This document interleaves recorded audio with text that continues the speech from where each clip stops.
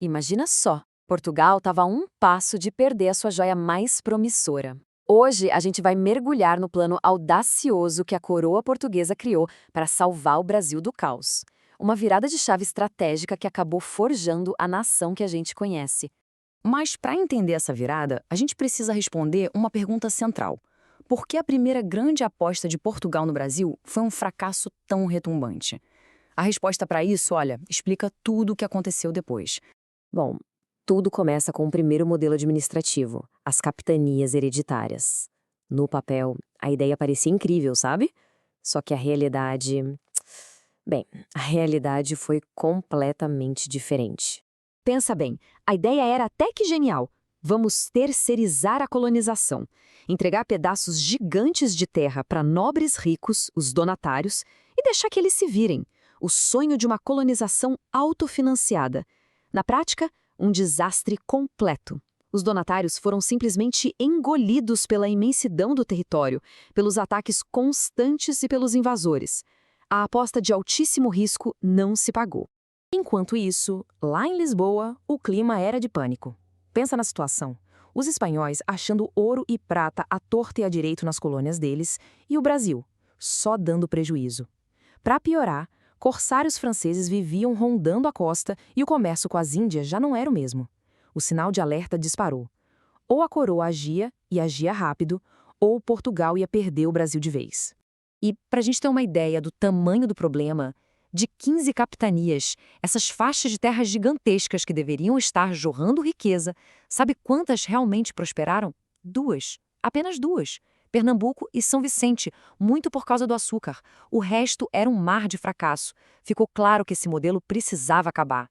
E aí, diante desse caos todo, o rei Dom João III, em 1548, bateu o martelo. Ele tomou uma decisão drástica. Era hora de centralizar. Se os donatários não conseguiam dar conta, a própria coroa portuguesa faria o serviço diretamente. E foi assim que nasceu o governo geral. Agora, a sacada não era eliminar as capitanias, mas sim criar um chefe para todas elas. Um representante direto do rei que ia unificar a defesa, a justiça e a administração. Todas as ordens importantes viriam agora de um só lugar, a nova capital.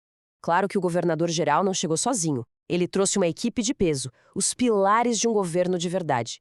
Tinha o ouvidor-mor, o chefe da justiça, o provedor-mor, o guardião das finanças e o capitão-mor, o comandante da defesa.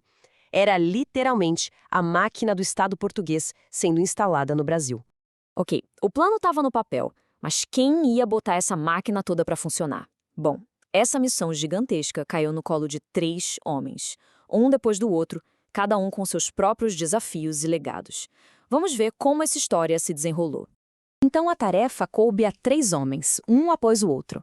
Primeiro, Tomé de Souza, o arquiteto, o cara que construiu a base de tudo. Depois veio Duarte da Costa, que enfrentou a primeira grande tempestade. E por fim, Mendes Sá, o consolidador, que garantiu a sobrevivência do projeto. Juntos, eles moldaram as primeiras e cruciais 2 décadas do que seria um Brasil unificado. Vamos começar pelo primeiro da lista, Tomé de Souza. A missão dele era monumental. Chegar a uma terra hostil e, do absoluto zero, construir a capital e toda a estrutura de um governo. Ele era, sem dúvida, o grande arquiteto da colônia. E o trabalho dele foi realmente impressionante. Ele não apenas fundou Salvador, a primeira capital, como também trouxe os jesuítas, que foram uma peça-chave no projeto colonial. Ao mesmo tempo, ele deu um gás na economia, incentivando os engenhos de açúcar e a pecuária. Em só 4 anos, Tomé de Souza construiu os alicerces do Brasil colonial. Pois é, mas depois da calmaria, veio a tempestade. O governo de Duarte da Costa, o sucessor, foi um verdadeiro teste de fogo para a nova estrutura. Um período marcado por crises por todos os lados. O governo dele foi um turbilhão.